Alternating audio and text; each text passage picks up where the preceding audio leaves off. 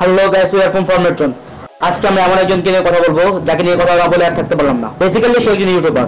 তার কাছে মজার টিভির মাসন স্বপ্ন ভাই, বিটলা বয়েস, জ্যাকি লাভ এরা কোনো ইউটিউবারই না, ইউটিউবের ধারে কাছেও নাই। তারা সব লেন কম্পিউটার বানায়। চলুন দেখে আসি কে সেই মহান ইউটিউবার।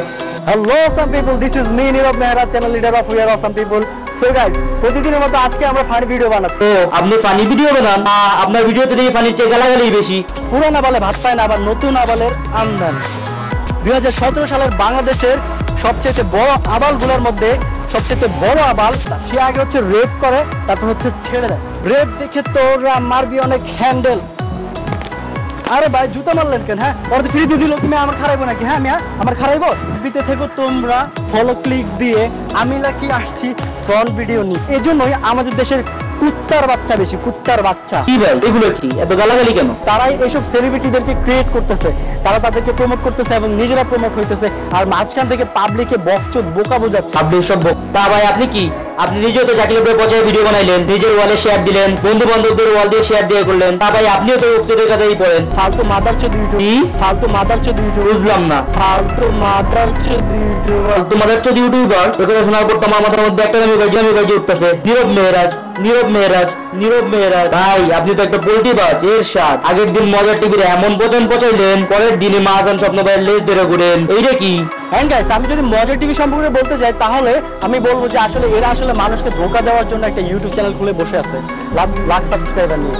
গাইস আসলে তারা মানুষকে ধোঁকা দেয়, তারা আসলে বিভিন্ন ভিডিও বানায়, মানুষকে পচায় এটা সেটা হ্যান ত্যান। তাদের ভিডিওর প্রতিটা পোস্টারে আপনারা দেখবেন যে আপুর এটা খোলা, এ তারে ধরছে, স্যার ছাত্রীকে খেয়ে দিছে, হ্যান ত্যান, যত আলতু ফালতু যত মানে ফালতু কমেন্ট আছে সেগুলো তাদের পোস্টারে লেখা থাকে। সব খারাপ থাম্বনেইল দেয়, আর আপনার থাম্বনেইল তো মাশাআল্লাহ সুপার। চলেন দেখে আসি।